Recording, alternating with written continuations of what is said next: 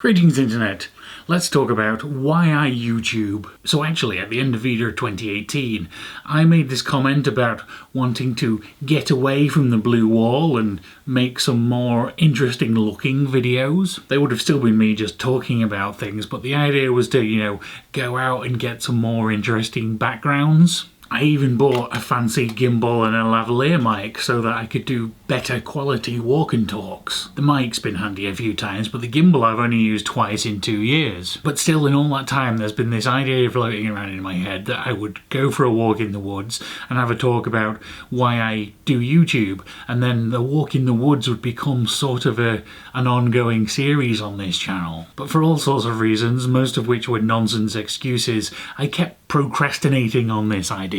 And that whole thing kind of stalled my YouTube hobby because I kept thinking, oh, I should do that one first before I get around to any of my other ideas. But then I came up with the idea for my Disney Classics review series over on my DVE channel, along with this sort of relaunch of NFI. I kind of got back into the idea of making videos again. And so I figured for a proper topic to start a VEDA, I figured, just like brain crack, I should get this why I YouTube video idea just out. The walk in the woods concept wasn't really relevant to the subject itself. It would just, would have been nice for reasons which I will get to in a moment. Let's wind back time to sort of 2009, 2010 era. I was working on some projects that you would basically call get-rich-quick schemes on the internet. They were not projects I can say, I was particularly proud of, but they did bring some income in. Aside from my more usual setting up servers and websites to go with these projects, I also ended up creating these sort of sales videos that would sell the product to the viewer. They were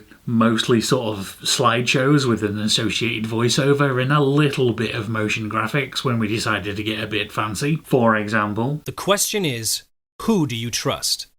Beach babes, mansions, 150 gazillion dollars. Do you trust that guy? I hope not. Do you trust a guy who's clearly an actor and not a very convincing one? Again, I hope not.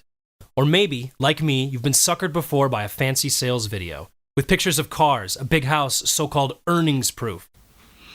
So yeah. But anyway, that was when I got my first taste of Adobe Premiere and Adobe After Effects, and when I first learned about video editing, which it turned out I quite enjoyed. So I wanted to widen that area a bit, get away from the get-rich-quick nonsense and try some other things with it. The problem was, of course, I didn't have any footage to edit. But then 2011-ish I started capturing video game footage as I was playing and started putting together monthly compilations of that. And for a time I really enjoyed doing that, but after around a year or so it started to feel like kind of a chore to do that regularly. When I was playing the games, I wasn't always concentrating on the games. I was thinking more about how I would edit this later, and the whole thing just became less fun. Now, of course, at this point is the era in which I discovered the Vlogbrothers, and I realised that I guess if I want some footage to edit, I'm going to have to start talking to the camera myself. Hello, YouTube. Not sure quite how to begin.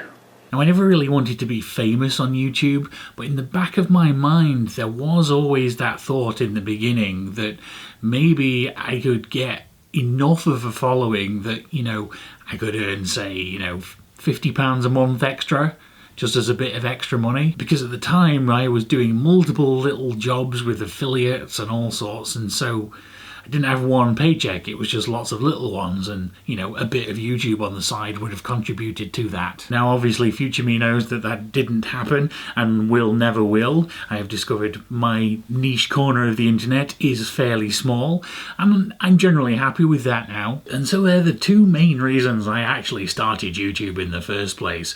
One, so I had something to play around with editing, and two, with the possibility of making a little bit of side money. Of course, over the 6 years I was a YouTube partner, I made £8. Now, of course, I'm not even close to qualifying for monetization, and along with the fact that the money thought is long out of the window, it's like I'm not really doing anything exciting editing-wise either. Chopping the silence and retakes out of me stood in front of a blue wall is something any monkey could do, really. And so the question becomes, why do I still do YouTube?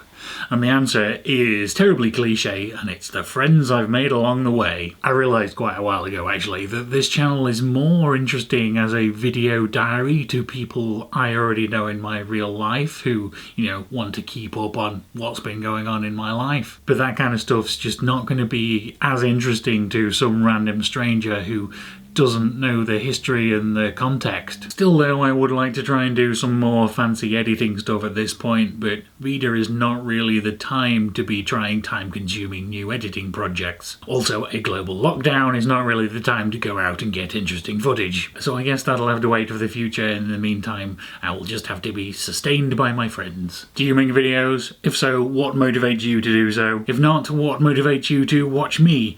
Tell me about that in the comments down below. Thank you very much for watching, and I will see you tomorrow.